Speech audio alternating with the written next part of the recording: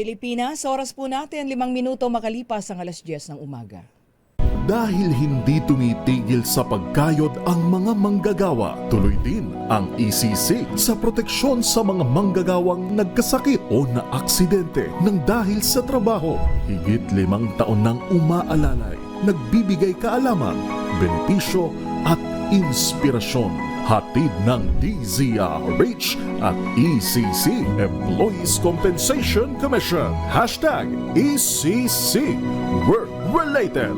Kasama ang action woman ng ECC, Executive Director Attorney Kaima Velasquez at sina May Binauhan at Yuel Reyes. #ECC, Work-Related. Sagot ka ng Employees Compensation Commission.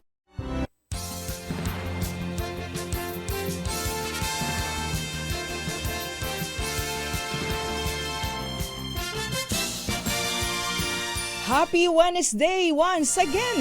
Naku, umaga na naman tayo ng Wednesday mga kaibigan. At syempre dahil ngayon po ay ECC #ECC Work Related Day sa ating mga ka-ECC, muli po samahan niyo po kami ngayong araw na ito sa isa na namang oras ng talakayan. At syempre mga benepisyo at serbisyo ng Employees Commission ang ating pong pag-uusapan. Muli po ako po yung lingkod May Binauhan ng inyong Wonder Woman. At syempre kasama pa rin natin bilang co-host natin, lagi-lagi.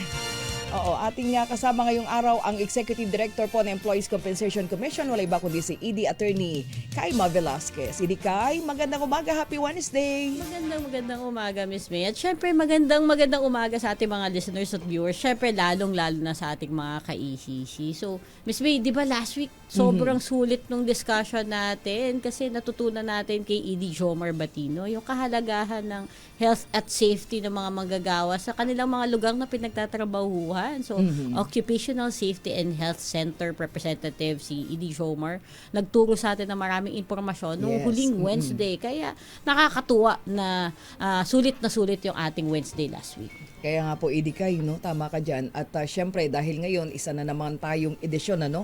Ito na naman tayo. Marami na naman tayo mapagkukwentuhan. Sana mahaba ang oras lagi-lagi.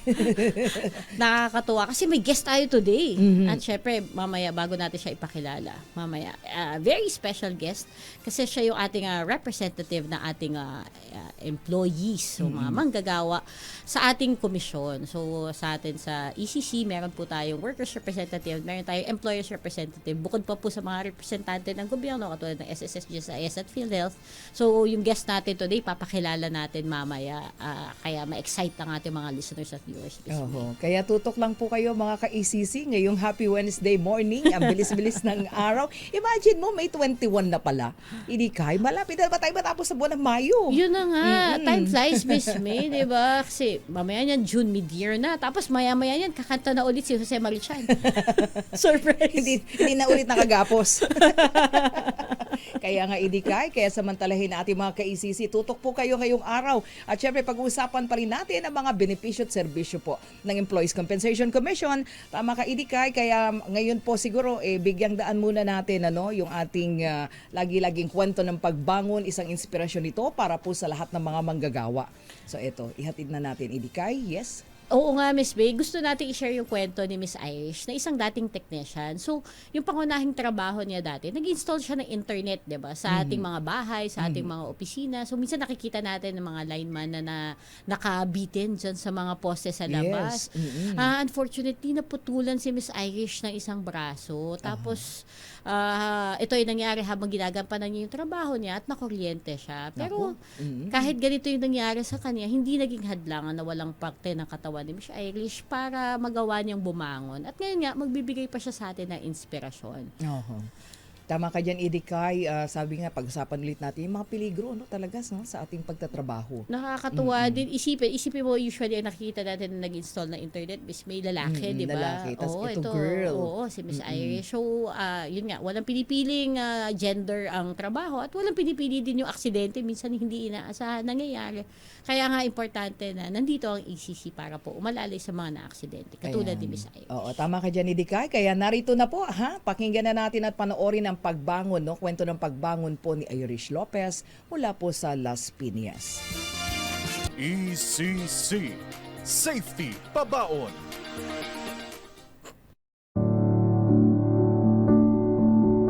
Ako po si Iris Lopez, 41 years old, nakatira po sa Lanzones Street, Las Piñas City.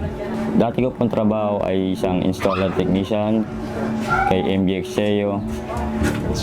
Bali, subcontractor po kasi kami ni Globe at ang aming pong ginagawa bilang isang. Ako po si Iris Lopez, 41 years old, nakatira po sa Lanzones Street, Las Piñas City. Dati ko pong trabaho ay isang installer technician kay MBX Seo. Bali, subcontractor po kasi kami ni Globe at ang aming pong ginagawa bilang isang installer technician ni Globe ay nagkakabit po ng mga internet sa mga bahay, sa mga establishmento. Nangyari po yung aksidente ay September 7, 2022, 11:45 ng umaga po. Bali, sa hindi po inaasahang pangyayari po, yung kable po na hawak ko ay dumiretso sa open wire ng Meralco. Diretso po kasi yung intact sa akin ng kuryente dahil high voltage po siya. Kaya po, nawalan po ako ng malay. Yung pagkagising ko nga po, nakita ko na lang po na grabe na pala yung tama sa akin ng kuryente dahil high voltage nga po yung nakadali sa akin. Yung time na yun, diretso na po akong tinakbo sa Avenue Medical para po tapatan ng unang lunas po. Yung nakita ko po yung kalagayan ng kamay ko. Naisip ko na wala na talaga siya. Medyo takot pero salamat po sa Diyos dahil kita ko pa po yung yung sarili ko na buhay pa po. Ayun na lang po yung pinagpapasalamat ko at naging mas matibay ako dahil parang nandiyan pa rin siya para bigyan ako ng panibagong buhay. Yung naging okay naman po lahat sa akin dahil hindi naman po ako pinabayaan ng aking kumpanya. Sa ECC naman po, yung kasama po dati ng asawa ko, siya po yung nagsabi sa amin na puntahan namin tong ahensya na to dahil malaki po may tutulong.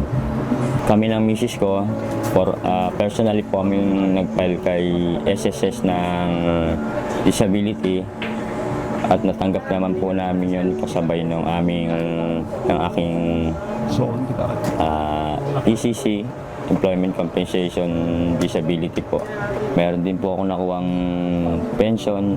Bali, yung nakapaloob po dun sa kuwang ko po ay 50 months po sa isang left arm po. Bali, nagiging monthly pension ko po ay 16,000 po, monthly po. Kasama na po siya, bali 8,000 po sa SSS, saka 8,000 din po sa ECC po. Bali, malaking tulong po talaga siya. Dagdag pa po tulong sa aming araw-araw po. Yung munting negosyo na pinagkaloob din po ni ECC, yung starter kit niya po na pinagkaloob po sa aming tindahan po. Nagkaroon din po kami ng session sa therapy para po maabil ko po yung aking prosthetic hands. At pinagkaloob din po ng ECC na malaking tulong din po sa akin para din po sa kabuuan ko po.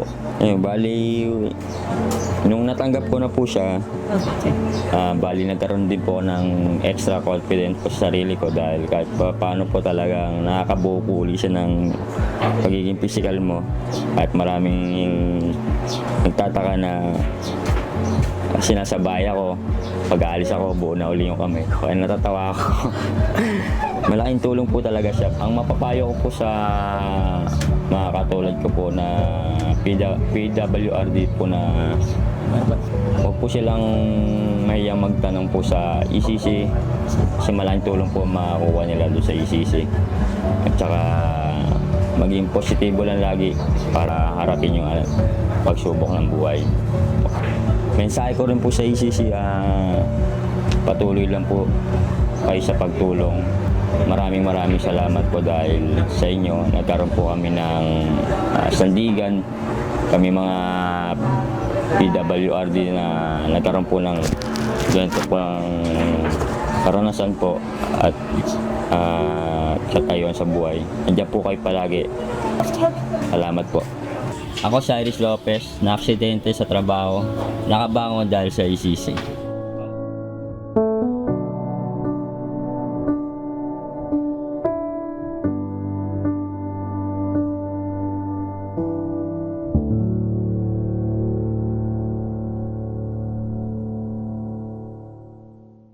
ECC Work Related sa GCRH.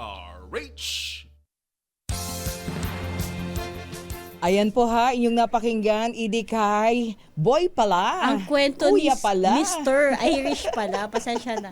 Sir Irish. Ang ganda kasi ng pangalan. Oo nga Oo, eh. pambabae. Oo. Pero na-meet ko nga pala si Sir Irish at napaka positive ng kanyang outlook sa buhay, Opo. Miss May. Nakakatuwa siya at nakakatuwa yung kwento niya kahit na nagsimula sa aksidente at the end, oo, 'di ba? Nakapagsimula siya ng negosyo. Hindi siya naging malungkutin kahit na nawalan siya ng Sayang parte nga ng katawan. Oo. So, masayahin. oo, masiyahin. positive na person talaga si Sir Irish. Ayan, so talaga naman nakaka-inspire yung kanya pong kwento ngayon sa kanyang kwento ng pagbangon. Kaya eto na, Idikay, ibigay na natin yung pinakihintay ng ating mga ka-ECC ngayong araw. Siyempre, isa ito sa mga inaabangan din nila. Oo nga. Hindi pwedeng makalimutan. At Siyempre. importante na ma-share agad natin yung question para makapag-attempt ng sumagot ng ating mga listeners at Yes. viewers. So, ang question po natin, ang ating easy question ngayong umaga, ano po ang nangyari kay Sir Irish Lopez na naging dahilan ng pagkaputol ng kanyang braso? So, ulitin po natin, ano po yung nangyaring aksidente kay Sir Irish Lopez na naging dahilan ng pagkaputol ng kanyang kaliwang braso? Kaya po sa inyong ating mga listeners at mga viewers, ayan, pwede na po kayo mag-comment ha. Yung inyo pong tamang sagot sa ating comment section. Kasama po syempre, ang hashtag ECC Work Related. At huwag pong kalimutang i-share ang ating live streaming dahil no share badge, hindi po pa rin kayo mananalo. No? So, Idikay, siguro pansamantala muna ay magbigay daan muna tayo sa ilang paalala at meron po tayong panauhin ngayong umagang ito. Excited Baka tayo kasama marinig natin. si ating guest kasi napaka-importante nung kanyang partisipasyon sa ating komisyon. So mamaya ipapakilala po natin ang ating very special guest ngayong umaga at malalaman niyo po kung anong nagagawa ng mga representante ng empleyado para sa ating ECC. Siyempre, napakahalaga po niyan. Oras natin, 17 minuto makalipas po alas 10 ng umaga. Hashtag ECC Work Related sa GCRH. Oras natin mga kaibigan, 21 minuto na po makalipas alas 10 ng umaga at nagbabalik pa rin po ang ating hashtag ECC Work Related. Kasama pa rin natin ang ating action woman, of course, Executive Director Attorney Kay Velasquez. Idikay. Thank you, Ms. May. At syempre, magandang umaga ulit sa ating mga ka-ECC. At syempre ngayon, kanina pa natin na pinapauna at makakasama na nga natin na ating very special guest ngayong umaga, a jack of all trades. Isa siyang abogado, trade union leader, President Emeritus ng Federation of Free Workers at siya rin tumatayong representante ng employee sector ng commission ng ating Employees Compensation Commission, si Commissioner Attorney Alan Montaño. Welcome po, Sir Commissioner, sa hashtag ECC Work Related. Hoy, good morning sa lahat ng ating mga listeners. Alam nyo, excited ako nung malaman kong ako ang isa sa lang nag-guest today. Talaga, sir? Oo. Paano ka ba nag-prepare para dito sa guesting na to? Ako, halos hindi na ako makatulog para may maisishare ako sa ating mga tagapakinig. Prepare siya ma'am kasi red na red si Sir. Si Oh, Commissioner my, Alan. excited, Alan. Good morning, Good sir. morning po. At syempre, bago tayo magtuloy-tuloy, pag-usapan na muna natin para mas maintindihan ang ating mga manggagawa, Commissioner, sa ating talakayan ngayong araw na ito, ipaliwanag natin, bakit kailangan ng employees sector sa ECC at syempre, ano po yung mahalagang role, na ginagampanan ng isang employees representative sa commission. Yes, May. Again, good morning sa ating mga tagapakinig. Alam niyo, ang Employees Compensation Commission ay tripartite body ito. Yes. Binubuo ito ng representante ng mga manggagawa, ng mga employers, at ng gobyerno. Of course. So kaya mahalaga yung presence o yung sa komposisyon na yan, sa tripartite body na yan, mahalaga yung role ng employees sector Dahil nga kung walang employee sector, hindi makukumpleto yung pagiging tripartite na Yes. karakter ng ating ng Apo. ating commission. Of course, kung wala tayong workers representative diyan, kung wala tayong worker sector, siguro masabi nating paano sila effectively mai-represent o paano natin maiparating sa komisyon yung side o yung perspective ng mga manggagawa naman doon sa usapin halimbawa ng pulisiya. Yes. Kasi ang Employees Compensation Commission ay policy making body ito maliban pa sa kanyang review Yes, sir. review power sa pag pag sinabi nating review power, ang komisyon ang ang affiliate body noong denials ng mga claims ng ating mga miyembro. Pag pinroseso ito ng GSIS o ng SSS, Yes, sir. tandaan niyo bakit sila ang nagpo-process? Sila talaga ang nagpo-proseso niya. Kung government employees, it's GSIS ang nagpo-proseso. Kung private employees, ito naman ang SSS ang nagpo-proseso. Ngayon, doon sa pagpo-process ng claims, at incidentally, kung merong dininay na claim doon, pwedeng mag-apila. Yung mga miyembro natin, na mga nabanggit ko, pwede silang umapila sa Employees Compensation Commission. So that's one of the functions ng ECC. So in short, doon sa review ng denials ng claim, ay merong workers representative na kasama doon sa pag-review. That would ensure more or less na yung decision denying the claim ay merong perspektibo na nanggaling mismo sa hanay ng mga manggagawa. Manggagawa. So it's not just the employer's representative or the government's representative who decided na hindi siya pwede doon sa kanyang claim. Kasama na rin doon yung workers representative. There of course, in every claim, may rules yan. So, base lang tayo sa rules. So, una yung nabanggit natin, of course, as representative ng workers. Second, we have pasensya na sa ating mga tagapakinig. Paminsan-minsan medyo nag-English ako bulol-bulol. Pero ganun pa man. Hindi Perfect naman, sir. Oo, di naman, Importante sir. rin yung ating partisipasyon doon sa deliberation nung pagtatalakay ng mga pulisiya. As a policy making body, so tuwing at natatalakayan, tuwing board meeting ng Employees Compensation Commission ay malaya tayong makapagbigay ng ating pananaw bilang workers representative doon sa mga usapin sa commission. And third, as nabanggit natin, dahil nga tripartite in character yung komposisyon ng Employees Compensation Commission, may check and balance Yes. kahit paano. As I said, nandoon yung employer's representative, nandoon ang government's representative, at kung may workers representative, yun ang magsisilbing check and balance o pwede tayong mag-play ng role sa pag-check o sa pagbabalanse noong iba't ibang interest na nandoon. And of course, yung presensya natin doon sa commission, that would further increase, in short, doon sa pagpapalaganap ng awareness tungkol sa employees compensation mismo. Alam nyo, very interesting. Mamaya may ikwento ako doon. Sige, sir. Sa usapin na yan. Sa awareness mismo na there is such thing as ECC, Employees Compensation Commission, at lalo na yung mga iba't ibang benepisyo na ipinagkakaloob ng ECC at yung proseso, paano i-claim yun. May mga interesting na kwento dyan, but I think later on, may bahagi natin yon.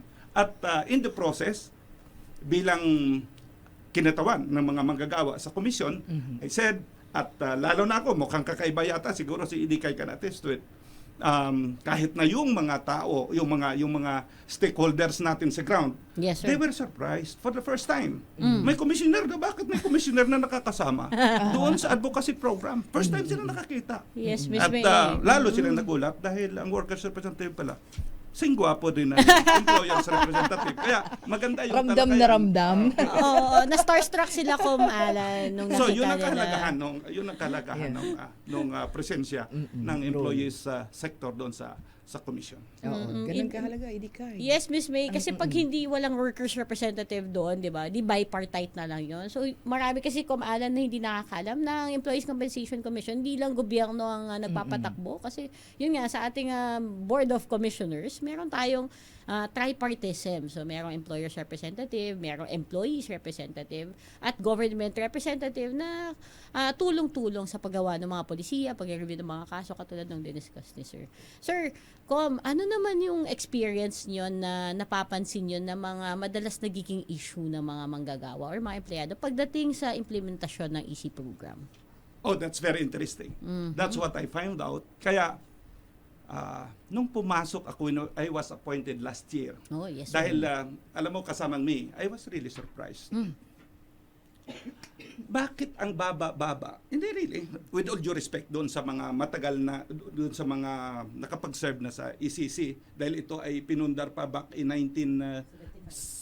akala ko 74, 75 pa lang. But 50 years, yes, anyway, sir. so medyo matagal-tagal na yan. Apo. Pero I was surprised to learn, based on record, ang kukunti lang ang nakapag-avail ng benepisyo sa ECC. At pag bumaba ka, kahit nasa lubungin mo, lumabas ka lang ngayon, magtatanong ka, oy, may alam ka ba tungkol sa Employees Compensation Commission? Ano yun? Malamang Hindi ganun nila yung alam, sagot. ano? Dahil when I was appointed nga last year, kasamang May, Okay. dahil nga diyan sa aking natuklasan na konti lang nakapag-avail, I really requested na pwede bang makasali, pwede bang mag-conduct tayo ng consultation sa ground. Yun personal ko talagang initiative dahil sabi ko gusto ko maintindihan saan ba yung bottleneck ang bottleneck kung ibig sabihin doon sa bakit ko konti ang nakakaalam, bakit ko konti ang nakapagproseso ng claim, ko konti nakaalam na mayroong ganitong mga benepisyo. So buti naman with the very supportive executive director natin nang binanggit ko yun, of course through may protocol naman sa loob, hindi naman natin lahat ng concerns natin diretso natin sa ating executive director, pero eventually I found out na lang na aprobado yung aking proposal na mapasama nga doon sa consultation. So we have had series of consultations. At napasama ako dito sa ating advocacy team na pinamumunuan ni Ma'am Cecil Maulyon. Oo Yun ang isa sa pinakamasipag si Ma'am Cecil. na head ng Masipag. advocacy division natin. Hindi really. So, sa unang ginawa ng consultation sa Cagayan de Oro, ang kagandahan dito dahil sa totoo lang kakaiba pa ang ginawa naming approach doon. Lahat ng mga DOLE agencies, particularly National Conciliation and Mediation Board, NCMB. Occupational Safety and Health, Of. Regional Office ng Department of Labor and Employment, in-involve natin sa process.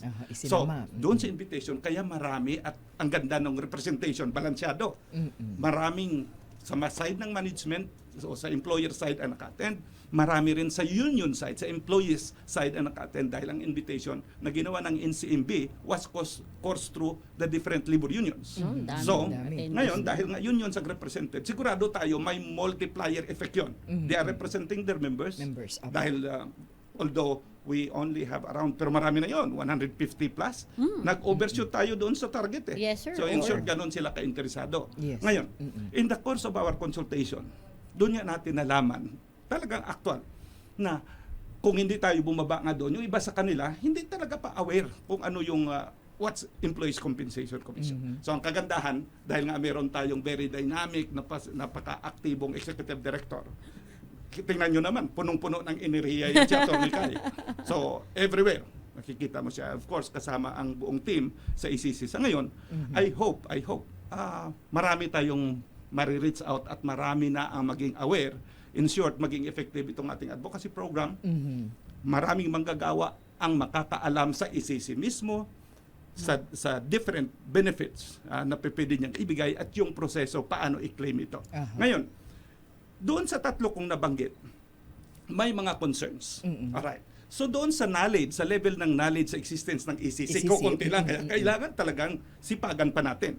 Sipagan pa natin. I mean, mag-reach out pa tayo sa mas maraming manggagawa, mas maraming stakeholders. When we say stakeholders, of course, importante yung manggagawa dahil sila yung eventual beneficiaries. Sila At yung ang katulong natin makikinabang. is yung employers, representative, who should supposedly kasama sa pagpoproseso ng mga claims. Tama yun, sir. Oo. Invaluable ang kanilang support. So, sa ngayon, so ano yung mga issues? So doon sa pag-process ng claims, may nagsasabi na mukhang marami-rami ang requirements. So ang kahilingan is further i-simplify pa natin yung requirements. Mga requirements. Once na ma-establish lang yung work-relatedness, hindi yung certainty, yung probability lang na yung sakit o yung injury o yung kamataya o yung pagkamatay ng isang manggagawa ay work-related or arising from or in relation to or connected with his or her employment, dapat ibibigay na yung benepisyo. Huwag natin masyadong higpitan. At the end of the day, Pahabain yung kanilang pagproseso. yes, at the end of the day, this is a social protection measure na ang intention is tutulungan yung mga manggagawang. Hindi naman lahat nagkakaroon ng ganung problema. So, iilan lang naman ito. Yes. Ngayon, sa pagkangayon, dahil kukunti lang nga ang nakapag-process kasamang May, laki-laki na ng pondo natin. Promote it. Iningatan ni Idikay, ibig sabihin yan. Umabot na tayo ng 51 billion. Hindi, medyo malakas na kasi ang boses ko dyan dahil Laksa mayabang mo, sir. akong magkwento. Oo nga, maraming pondo ang pera. ECC. So in short, posible sa pamumuno ni Idikay, baka eventually magugulat na lang kayo. Dadagdagan niya yung scope, ha? yung mga benefits na Benefits. pwedeng, of course, Mabigay with the pa. approval of, with the the help commission. of the Yes. commission. Yes, correct. Pero upon recommendation ng ating executive director, pwedeng yung 30,000 na death benefit, di ba gawin yung 100,000, malay mo. Oo, malay natin, sir. Malay mo. Hindi Kung naman, i-approve, konti lang naman yung namamatay na work-related. So, Mm-hmm. hindi naman ganun kalakihan. Hindi naman ganun kalakihan kung eventually is susumahin mo yan. So, isa yon yung sabi natin na may kakulangan sa kaalaman. Pangalawa, doon sa pagpuproseso, yung isi-simplify, simplify lang yung requirement, simple lang. It should not be certainty. Yung mere probability lang. Kaya ko nabanggit yan. Alam nyo bakit? At sa ngayon, may sasabihin ako sa inyo, magugulat kayo. Ano yun, sir? At siguro, hindi ko pa to nabanggit kay Idikay, even kay Ma'am Cecil, hindi pa nila to nabanggit. Ano yan, But, sir? Yun, sir. they must have observed sa lahat ng mga decisions on appeal involving cancer cases. Oh, yes, sir. Pag denial, I never affix my approval there. Alam nyo para sa... Hindi, ito. Nag-open ako ng issue. Pag ang dahilan nung kamatayan, halimbawa, na pagkamatay ng isang miyembro ay cancer at hindi specifically included doon sa List. compensable illnesses, Illnesses. marami dyan denied. Pero alam nyo, ito personal kong paniniwala kasamang may. Again, here comes yung pagpasok ng Pagpasok. perspective nung pananaw ng bilang kinatawan ng Na manggagawa. manggagawa. Yes, po. Alam nyo kung ang dahilan ng pagkamatay kunyari ng isang manggagawa ay cancer. Walang makapagsabi, with certainty, ito ba ay work-related o hindi. Alam nyo bakit? Bakit Even po? Supreme Court has taken cognizance of the fact na kahit na yung mga eksperto mismo, mga siyentipiko, they cannot with certainty say na itong particular cancer na ito, ang cause nito ay ganito, ang cause nito ay ganito. Walang makapagsabi pa. Wala pang makapagsabi. In short, since merong tawag natin dito, obligasyon kasi nung claimant na i-prove na yung kanyang pagkamatay ay work-related. Work-related, opo. Definitely, hindi niya ma-prove yun. Patay na Hindi eh. niya ma-prove ng scientist. Scientist. Nung kanyang mga kamag-anak, hindi ma-prove ng kanyang Opo. mga kamag-anak ng claimant na yung namatay nilang kamag-anak Ay, sa cancer, sa cancer ay work-related ay yun. work-related. Hindi nga mapaliwanag, hindi nga masabi ng mga siyentista, sila pang ordinaryong tao lang. Tama. So sa akin, bilang manggagawa, bihirang nagaganap ito. Kung marami-rami man, pwede siguro, baka pwedeng mapag-aralan. Dahil ito yung mga panahon na talagang kailangan ng tulong nitong mga manggagawang Yes. namamatay sa cancer. Halimbawa, breast cancer, sabihin mo, anong kinalaman yan sa trabaho? Ang stress ay contributory factor sa cancer. Yes. Lahat ng trabaho May nagkukos stress. ng stress. Stress. Ang prostate cancer, sabi nila, bakit babayaran mo yan? Anong kinalaman niya? Ginamit ba yan sa trabaho? Hindi mo alam kung saan ka titirahin ng cancer. Cancer. Pero lahat yan ay posibleng galing sa stress. You see? Yes. So, work-connected siya posible. Posible. Yes, sir. So, may probability, may possibility. Certainty, hindi natin masabi. Again, yung duda na yan, let's resolve that in favor of the worker. Yun ang aking. Kaya ngayon, kung mapansin ni Idikay, lahat ng decisions, basta denial involving cancer, hindi pa ako nagpirma. Hindi sa sinasabi ko, at pinapaliwanag ko yun sa kanila, hindi ako team player. The point is, once na pumirma ako dyan, that would set as a precedent. Because, alam nyo bakit? Dahil meron akong background konti. As voluntary arbitrator myself, Yes, sir. I have had decided more than 400 cases involving different disability claims. Disability. Involving our seafarers. So, through that exposure, na-expose ako sa various illnesses, sa various types of cancers, including also recent decisions by the Supreme Court. At sila, kahit sila, ma-expect nila, once yan ang involved na kaso, na claim, si Attorney Montaño, si Voluntary Arbitrator Montaño, kanyan, ito yung kanyang, ang takbo ng ang kanyang pag-iisip. Alright. Anyway, nabanggit ko lang yan because, as I said, dito nagpi-play nga, ano yung role ng workers representative sa commission. Yes. I may not be able to influence as of now yung takbo, how cases are decided, how appeal cases are decided, but eventually, malay mo, baka sa pamamagitan ng programa na to ngayon today, nakikinig si chairman, si Secretary Lagwesma, Secretary Benny. o magbago bago yung maging majority na view. And ako naman, ito ay tulong. Tulong sa manggagawa. Kaya, at tingin natin, malaki na yung fund natin, baka pwede. Alright. Yes, nakakatuwa kung gaano, Miss May, di ba? Napaka-passionate na ating mga commissioners. Lalo na si Yes. Comantanyo sa pag-advocate talaga para sa mga workers natin. So, yung passion niya, yun nga, decision making, even advocacy seminars. Di ba, personal kayo sumasama sa mga advocacy seminars ng ECC. So, kamusta naman po yung pagtanggap sa inyo ng mga participants, lalo na sa part ng mga employees? Siguro tuwang-tuwa sila sa inyo, Modesty aside, sa Oy, totoo lang. modesty Totoo aside. lang. Modesty aside. Hindi ko naman sinasabing ang babaw ng standard nila. Pero parang ngayon na sila nakakita ng artista na umiikot sa buong bansa. Last few weeks, 2 weeks ago, nasa Cabanatuan kami. Dati with Bining, Cagayan de Oro, Davao, Cebu. Hindi really, because ako personally. Pero hanggang sa ngayon, hindi ko pa na-draw yung final na conclusion ko. Akala nyo, sumasama lang. Kaya meron akong ginagawa in the process. Dahil from that area to the different areas, doon ko makonclude ano nga ba talaga ang buong picture nationwide. May And then final I will be output. proposing a formal proposal sa commission. Ayun. So eventually, so hopefully, tatagal pa ako ng konti, pero sa totoo lang, after 1 month lang ng appointment ko, expire yung aking appointment. So, unexpired term, pero pero- sinasabi ni Yosek Bobot at sa Forever na Secretary yan. Benny, sabi niya, hindi, mayroon tayong Holdover capacity. So until such time na papalitan ka, Oo, kung hindi ka sir. pinapalitan, Diyan ka lang. Diyan ka pa rin.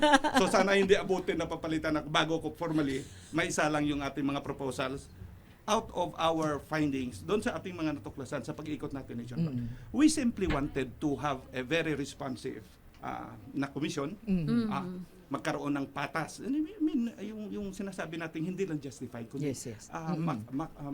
makatarong ang mga benepisyo para sa ating mga members. Dahil nga maliban sa lumalaki ang fund, it's good na lumalaki ang fund It's dahil good. marami tayong Proyekto. pwedeng Yes, proyekto sir, na na magagawa. kailangan So that's gawin. good. But in the meantime, the very purpose of that fund is really tulungan yung mga nagkakasakit, yung mga nagkaka-injure, Injured. yung mga namatay dahil sa trabaho. So yun ang pinaka-importante. Ang malungkot niyan, if yun nga, nagkasakit ka, na-injure ka, Namatay ka, nasugatan ka, namatay ka dahil sa trabaho at hindi ka nakapag-avail ng Tama. ECC benefit. Yun ang nakakalungkot. At napakahalaga ng mga binanggit mo ha, Commissioner Alan, kasi Yes. dapat ma-file na agad yun para ma-recommenda. Di ba? At mapag-usapan. Di po ba? Ready na po ba yun? Naka-ready na? Oh, pwede. Pwede. Kasi coming from the heart naman yan. So, in short, directly from the feedback we gathered from sa pag-ikot natin, advocacy, yes, sir. a corresponding proposal is already in mind kung ano yung dapat natin gawin to improve the existing ones. Meron naman tayong mga existing. Tulad sa pag-file ng claim, alam mo maraming mga misconceptions. So, sa pag-ikot, sabi nila, una, doon sa coverage. Paano kami? Hindi naman kami makakwalify. Halimbawa, itong mga vendors, mga ganon, mga riders, mga ganyan. Yes, sir. Informal. Mga informal workers, sa kanan Yes, nila, sir. hindi sila mako-cover. So long as makapag-enroll ka sa SSS members as self-employed member ng SSS, then you will be covered. Ayun. You see. Pero kung voluntary contributor ka lang, talagang kasi ito work-related. So kung hindi konektado sa trabaho mo, don't expect na mababayaran ka ng ECC. Yes, makakuha ka ng SSS benefit, Yes, sir. but not Sickness, ECC but not benefit. EC benefits. So in short, para makakover ka, makakuha ka ng ECC, makakuha ka ng SSS, at makakuha ka rin ng ECC, at the same time, double. Kung ikaw at least ay self-employed. Yes, sir. So kahit na informal worker ka, pwede ka makover ng ECC. Basta self-employed ka. Oo. Di ba, Direk? Yes, yes, di ba? Importante lagi, Miss May, pinag-uusapan natin yung distinction na kinukwento ni Commissioner Montaño. Voluntary versus self-employed. Kasi para makakuha ka, katulad ni Sir Irish kanina, di ba, kinukwento niya, 8,000 nakukuha niyang pension from SSS sickness, 8,000 ang nakukuha niya from EC pension niya. So, nagiging double recovery dahil siya ay employee. So, kung kayo po ay voluntary member, hindi niyo po makukuha yung part ng EC. At importante na makuha niyo yun, lalo na kung, yun nga, kwento ni Com, di ba, rider. Laging nasa peligro yun, di ba, Alan, yung mga vendors na laging nasa labas, exposed to the elements, marami pong benepisyo na maaaring may alok ang ECC para sa kanila. Paano naman po natin tutugunan yung yun? Pending ba yun? Yung mga concern na mga binanggit nyo kanina, syempre na hindi pa covered. Yes, Oo. yes. So, meron niya misconception. Akala nila hindi sila pwedeng makover. So matter of informing them na ito, kung voluntary contributor ka ngayon as voluntary contributing member ng SSS, i-convert mo yan into as a self-employed member para makover ka ng ECC. Ganun lang kasimple. So, you just have to fill up the necessary form sa Yes, sir. SSS para ma-convert yung membership mo. Tama Di ba, yun. Ma'am Cecil? So, ganun lang kasimple. So, lumapit sila. Ngayon, pangalawa, yung doon sa processing. Sinasabi nila ngayon, lahat ng processing, GSIS at saka SSS ay dapat digital na. Yes, sir. Ito ang concern ngayon ng mga miyembro. Eh, paano yung mga hindi Marunong. hindi Oo. marunong? Oo, diba? Kaya yung yung iba hindi nakapag-claim dahil sa dahil sa pagkakaunawa nila na lahat ng claims ay Digital. digital na, yung iba ay hindi na nagki-claim kasama ng Sa totoo lang, marami kaming feedback na narinig na ganyan. Ngayon, ang kagandahan when we were in Cagayan de Oro Yes, sir. at merong SSS representative na nandun, Opo. sila mismo nagsabi, hindi, meron kaming special window para doon sa hindi marurunong. It's good also for SSS. Di ba, Although sir? digital na nga sila. Pero nag-allocate pa rin sila ng special window para doon sa mga hindi marurunong. marunong. So may puntahan ka pa rin. Kung may problema ka, pumunta ka lang sa nearest SSS branch at ikaw ay matutulungan. So, hindi dahilan na dahil hindi ka marunong gumamit ng computer, At mag-cellphone, oo. i-waive mo na lang o mapo-forfeit na lang yung benefit. Pwede pa din. Alright. So ang ganda nun. That's because during this consultation, may SSS representative na nandun. So yung concern na yun, ay nasalo ka agad. Yes, sir. May Yun. feedback agad. Sagat Yes, direct. agad. Oo, Yun diba? kasi ang importante na malaman, maliit na bagay na malaman ng ating mga ng ating stakeholder, Stakeholders, yes. palalo na yung mga ordinary workers. So maganda yung mga ganong kaganapan. Oh. Isa pa, ito. Hindi pa nakarating to at hindi pa to nakarating kay Boss Cecil. At saka kay Idikay. Ibabalita mo pa lang, sir. Oo, ibabalita pa lang natin. Breaking, Good news pa, breaking. good news pa. Local good news naman. Hindi, pero ito, feedback kasi nga yung issues na tinanong sa pag-ikot natin. May iba na naghahanap sana may makakatulong sa amin. Magbibigay ng legal assistance o ng administrative assistance sa pag-process ng claims. Kasi yung iba, pag nahirapan na i-comply yung mga requirement, Hindi na tinutuloy, or hindi ano? na tinutuloy. So dapat meron silang lapitan. Question sa ngayon, sino bang nalalapitan ng mga manggagawa except yung HR? HR lang. Kung yung HR ay hindi mag-cooperate, wala na. Lalo Yes. na pagka yung kumpanya ay yung employer, hindi natin sinasabi ang mga employers lahat, hindi natin nila lahat. Aha. Kung medyo may pagka-irresponsible konti, halimbawa hindi na i-report. Yung aksidente. Oh, Oo, walang yes, correct, isilagbo. because i-penalize sila eh. Tama yun, So sir. instead na mag-cooperate, itago nila yon. So, Commissioner, ano yung mga solution na pwede natin gawin para dito? Yes, pagka ganun, of course, maliwanag naman ang rules na dapat within certain period after the incident, within 5 days, dapat may report yan. May rule naman na kailangan mandatory yung EC Logbook. Yes, sa lahat ng mga employers. Meron yan. It's just a question of how it is faithfully complied by the employers. Alright. Pero sa ngayon, meron kaming isang logistic company sa ngayon, Talaga, sir. unionized. Malaki yan. Sa Laguna naka-base. Sa pagde-deliver nila nationwide, kasi gumagamit sila ng mga tin-wheelers. Of course. Pag-deliver nung mga ng nauso ito in-order during the natin pandemic. sa Lazada, saka sa Shopee. That's right. Ayan. Na-aksidente ngayon sa parting Naga. Oo, Doon siya na-hospitalize sa isang private hospital. Ang bill sa ngayon tumatakbo ng 500,000. Wow. Hindi pa ini-issuehan ng doktor kasi kailangan yung doctor's report. Aha. Hanggat, hindi nababayaran o nasitil yung bill. Hindi mag-i-issue yung doktor. Sabi ko, dapat ilapit na yan. Ilapit nyo, hindi ko masasagot yan. Honestly, diretso akong tanong. Yes, sir. Commissioner, anong gagawin natin? Sabi ko, ilapit nyo na sa nearest ECCS. Doon sa, i-claim nyo na. Tingnan natin kung ano ba talaga ang problema dyan. Hindi nga, attorney, magbibigay ng commissioner. Ng doctor's- medical certificate. Yes, Oo. medical certificate. As to kung ano yung degree Sakit, of disability o kung ano man yun. Walang ganon, kaya hindi pa rin maipoprocess. Sa ngayon, that's real. That's real real case. issue. Totoo, sa ngayon, hanggang ngayon, naka-confine pa siya. Hindi pa Kawawa nakalabas. naman. Oo. Kailangan Dahil matulungan na-aksidente natin in the yan. course of delivering itong mga parcels na yan. So, kailangan natin dyan, legal assistance at or administrative support galing sa employer. Yun siguro. Tingnan natin yon. And then, another concern is yung iba naman natatakot. Ibang mga manggagawa, natakot Bakit po? dahil nga pag mag-claim, lalo na pag involving yung mga cases where yung particular employee involved ay hindi nga reported pa. Oo. Hindi pa reported. So, na-report. mapipinalize din si employer. Oo. So, ngayon, dahil alam niya na hindi pa siya reported, kung magsumbong siya, baka mawalan ako ng trabaho. Trabaho. Ayan. Oo, So may mga tama cases yun. na ganon. So kailangan din niya natin matutulungan yung ganyang situation, ganyang mga manggagawa sa kanyang yung mga manggagawa sa Commissioner, kanyang nakita mo sitwasyon. lahat, ano? Nakita mo yung lahat ng hindi na nakakarating na report, I think sa ACC, ano ma'am? Nakakatuwa, Oo. Miss May, kasi... Nahimay na niya eh. Actually, Oo. yung mga solusyon na lang doon ang pwedeng, di ba? Yes, Oo, pag binuksan mo i-lay ito sa down. commission, alam mo, Opo. ang galing ng mga commissioners namin. Ako nakikinig na lang ako most of the time sa employees compensation, sa board meeting. Yes, sir, sa board. Most of the time nakikinig. Ang gagaling talaga. Napaka-active po ng Sila ating mga Commissioner Ma, commissioners. sila...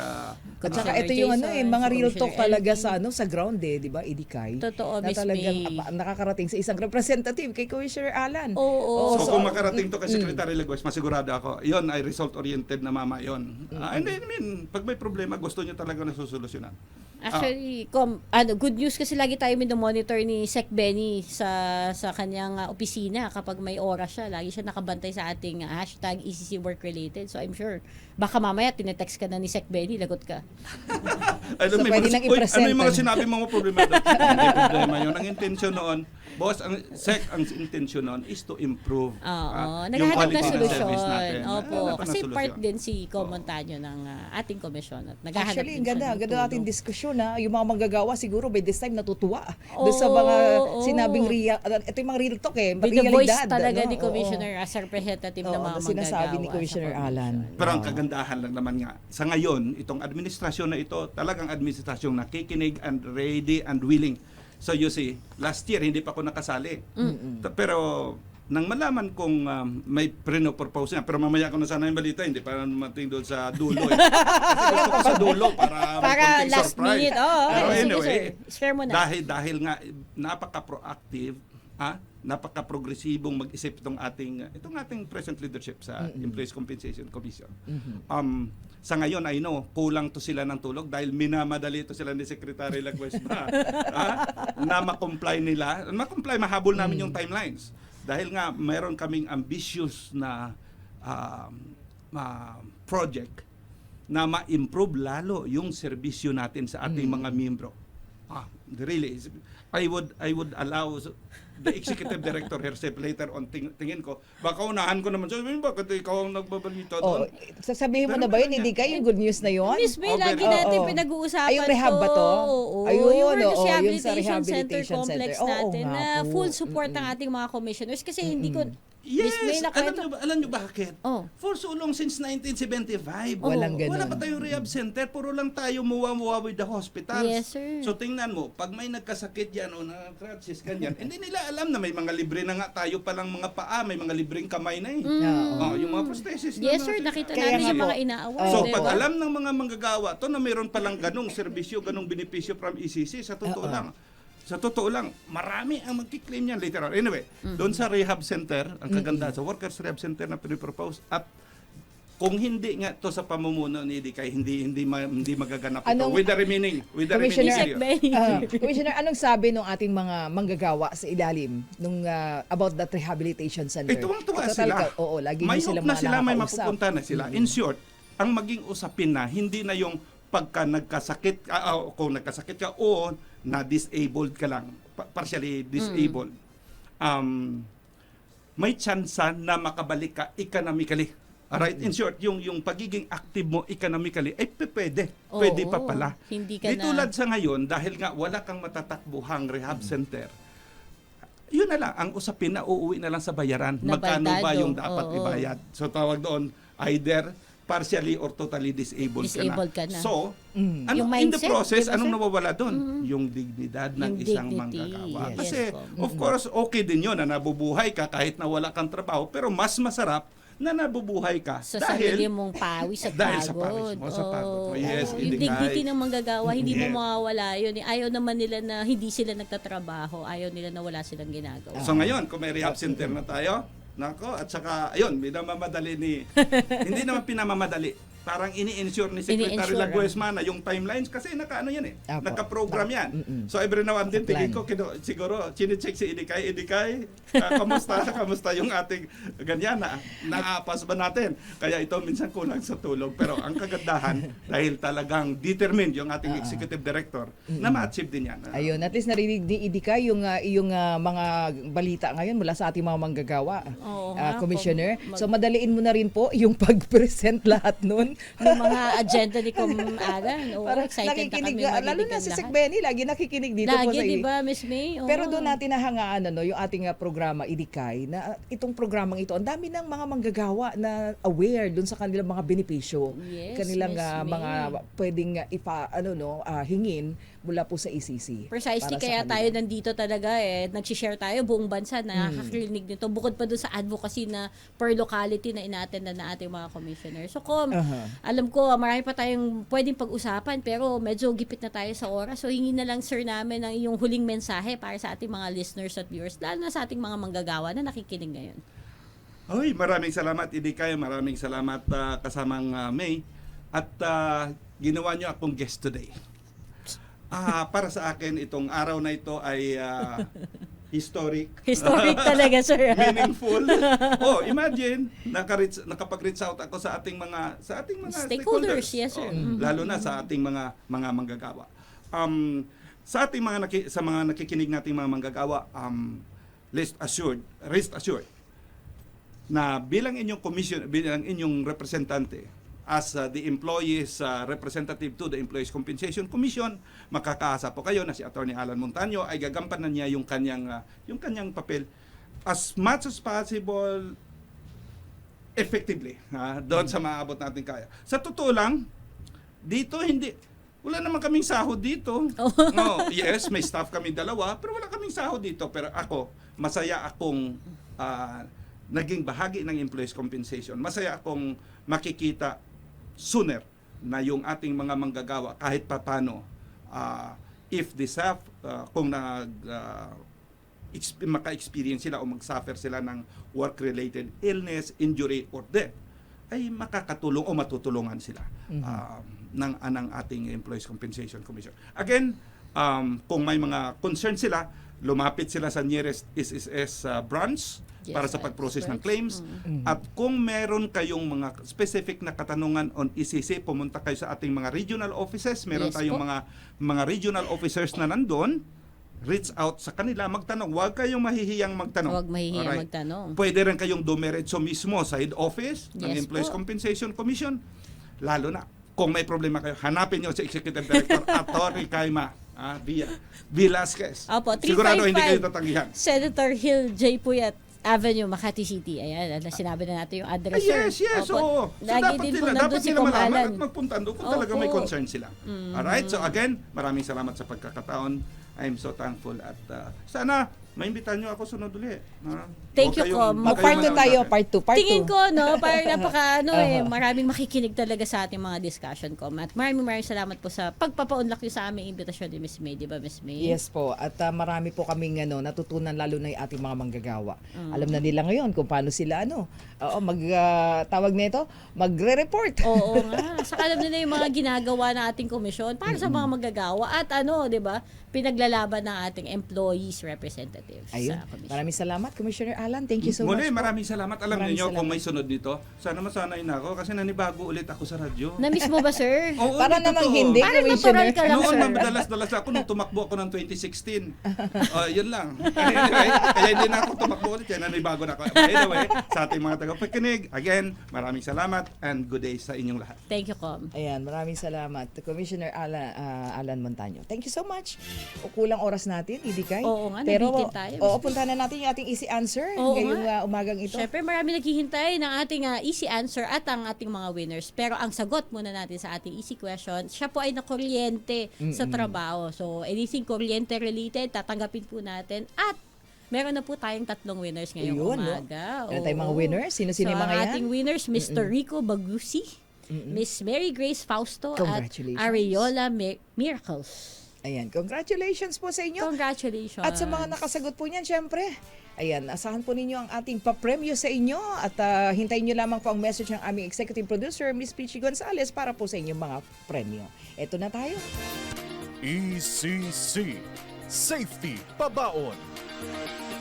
Ayan, Irikay, ano ang ating safety pabaon ngayong umagang ito? Siyempre, Miss May, bago tayo magpaalam, di pwedeng hindi tayo magbigay ng safety pabaon. So, nung Lunes lamang, nagkaroon po tayo ng magnitude 5.2 na lindol sa ating Davao del Norte. So, sa ating mga kababayan doon, sana po kayo ay ligtas. Kung kayo po ay nasugatan or naaksidente, habang nasa trabaho, covered po kayo ng ECC kahit po ito ay natural disaster. So, kung ito po yung nangyari habang kayo sa trabaho at na-aksidente, kayo po ay covered. Pero po, again, kahit po may ECC sa likod ninyo, tayo po ay makakabuti po na tayo mag-iingat. So, tandaan po natin ang mga pabaon natin. Drop, cover, and hold. Magtago sa ilalim ng mesa or kahit na anong matibay na furniture.